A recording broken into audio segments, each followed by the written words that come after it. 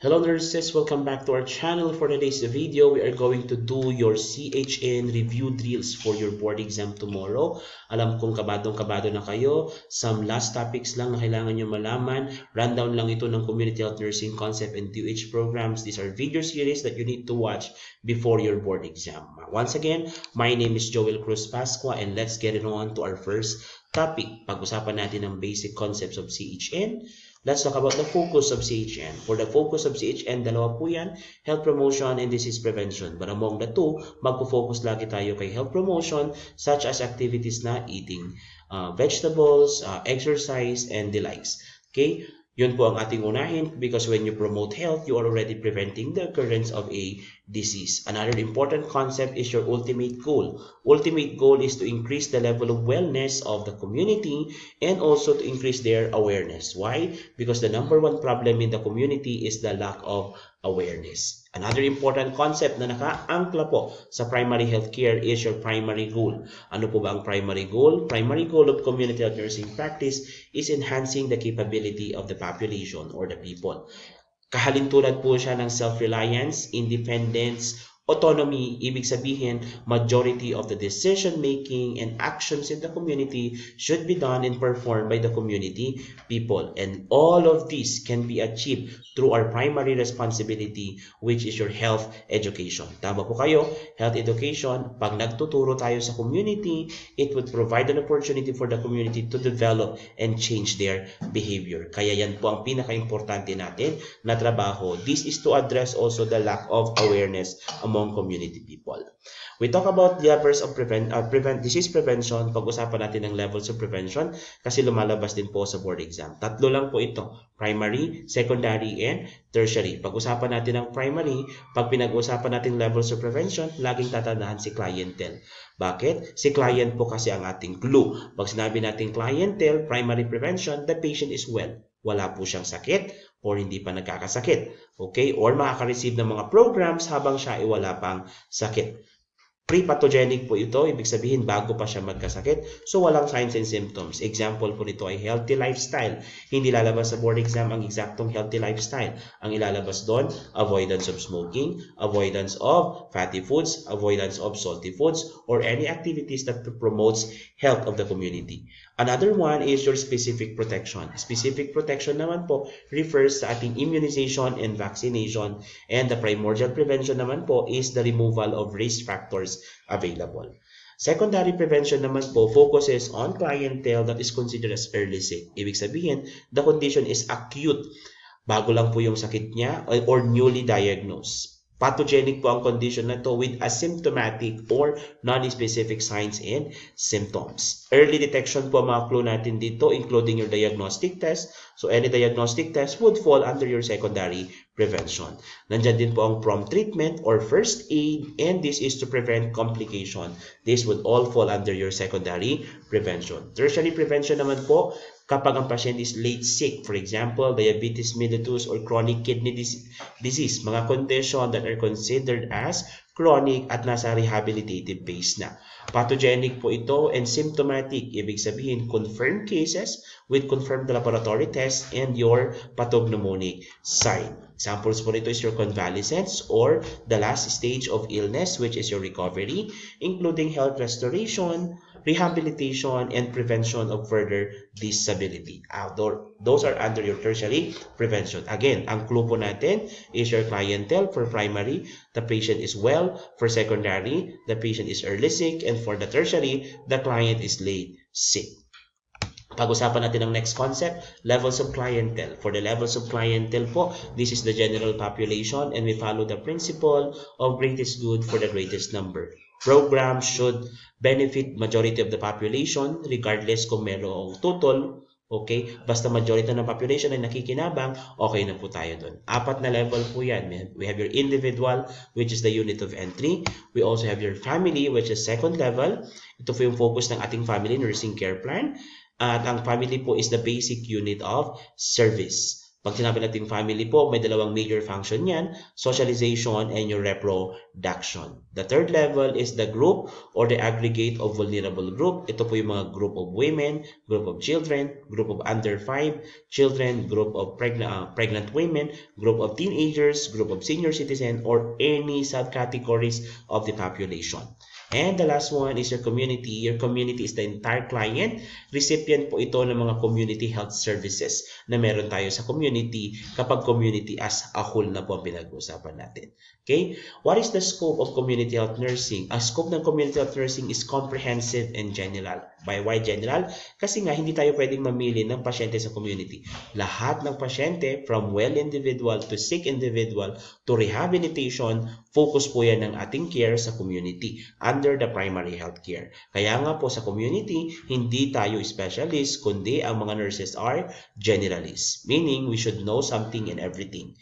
Okay? Another one, CHN emphasis. Ano yung mga kailangan nating malaman? Number one, the leader of the healthcare team is not the nurse. It is still the doctor. Doctor pa rin po ang leader ng ating healthcare team at ang ating trabaho sa healthcare team is as coordinator. Ulitin ko po yan. Sa healthcare team, coordinator po tayo. Effectiveness and efficiency is based on the proper team planning. Harmonious relationship will lead to a good teamwork, and the role of the nurse for the client or the community is as facilitator. Let me just emphasize that. Coordinator tayo sa healthcare team, facilitator naman sa community. And the least likely to be done by the nurse is assisting the doctor. Hindi po tayo alila. We are our own profession and we follow a certain process, which is your nursing process. Another important concept, treatment of problems in the community. The reason we go to the community is to address the community health problem and the family nursing problem. In treating the problems in the community, these are several concepts that you need to take note. Number one, it should be recognized by the community or by the family, not by the nurse, not by few people in the community, not by the midwife, not by the doctor, or not by outsider resources. It has to be recognized by the community as a whole or by the family. Another one is discuss the situation. Ibig sabihin, i-explain po natin sa kanila ang sitwasyon until they find that the condition is what they need. Okay? The problem should be according to their needs and not according to their wants or demands. Because if it's according to their wants and demands, it will promote dependence rather than independence. Makakasira po yun sa ating primary goal. And the last one is you need to always involve the people into action. Ibig sabihin, kapag may decision making, kailangan laging kasama ang mga tao. Yes, kailangan po ba silang magdidesisyon? Yes, kailangan bang sila ang gagawa ng mga implementations? Yes, kailangan ba kasama sila sa pagpaplano? Yes, lagi silang kasama sa lahat to the entire process of the community health nursing process or family nursing care plan. You always need to consult them because the last say is according to them. Sana po maliwanag tayo dyan. Okay? Another thing that we need to know in your community health nursing concept is your public health. Public health, according to Dr. E. Winslow, is the health and longevity are birthrights of all people. May karapatan tayo na magkaroon ng magandang kalusugan at mahabang buhay. Basic concept ng public health, meron po yung 4 P's. What are the 4 P's? Number 1, preventing the disease, prolonging life, promoting health, and promoting efficiency. Yan daw po ang mga basic concepts ng ating primary and ng ating public health. Kung mapapansin nyo po, nakaangkla pa rin siya sa basic concept ng community health nursing. The only difference here is that meron tayong prolonging life. Kasi nga, pag nag-promote ka ng health at nag-prevent ka ng disease, at maayos ang pamamalakad sa healthcare services, malamang magkakaroon tayo ng magandang buhay, which is karapatan po ng bawat tao according to Dr. E. Winslow in relation to public health concepts. Now, when I talk about public health, the philosophy is based on the worth and dignity of man according to Margaret Shetland. The principles are the following. Very important ang mga to. Kailangan tandaan nyo. Pag sinabi natin public health, meron tayong letter E. What is E? Education as the primary tool. Kasi lahat ng problema sa community nasusolusyonan kung may proper na kaalaman ng mga tao. Kaya ang ating primary responsibility is to provide health education as nurses. M naman po is made available to all. Ang mga healthcare services ay dapat available sa lahat, walang pinipiling edad, walang pinipiling kasarian, at walang pinipiling estado. Another one, P is people's initiative. Who should act? It's the people. Who should make decision? It should be the people. Who should identify the problem? It should be the people. Majority of the decision making, majority of the actions should be done by the people of the community. O naman po is organizing for the health of family as the unit of service. Totoo naman po that the unit of service community is the family. Okay, W naman po is for working as a member of the health team, including the family. Yes, you heard it right. Ang pamilya ay kasama din po sa ating healthcare team. E, existing active organization. For example, senior citizen organization or samahan ng mga kababaihan. Kasama din dyan ang reporting and recording such as your FHSIS. So, empowerment po pala ang ating mnemonics. So, if that is the word empower. So, other principles includes M, monitoring and evaluation. E, for existing indigenous resources, 4 na M po yan. We have your manpower, money, machinery, and materials. Manpower is the most important, referring to the people. Money is the money itself. Materials are any indigenous resources na available na sa community. For example, the halamang gamot. And meron tayo ang machinery. These are the methods or processes or guidelines na pwedeng sundin sa community. So for example, the herbal medicine procedure. Okay? And the last two is your needs recognized by the client. As I've mentioned earlier, it has to be recognized by the client, not by the nurse, not by the midwife, and not by the outside resources. And the last one, it is a training development as opportunities for continuing staff education. Marami pong training opportunities for nurses pagdating sa community and public health. Another one, what are the subspecial field of community health nursing? 3 po ito pero magpo-focus lang tayo sa 2, school nursing and occupational health nursing. Pag school nursing, ito po yung ating basic concepts. It focuses on the promotion of health and wellness of the school population, including the student, the staff, and the teachers. Basic concept in school nursing na dapat nating tandahan. Number 1, it is based on the Health and Nutrition Center of the DOH. Republic Act 124, all schools should have functional school clinic. Kaya dapat lahat ng school ay may clinic. Health assessment is done to each school for nutritional assessment at least once a year. And we have to take the weight and height for ages below 10 years old at BMI naman po or body mass index for 10 years old and above. For the body mass index, ang ating pong ang dating pong formula is weight in kilogram over height in meter square. Ayan.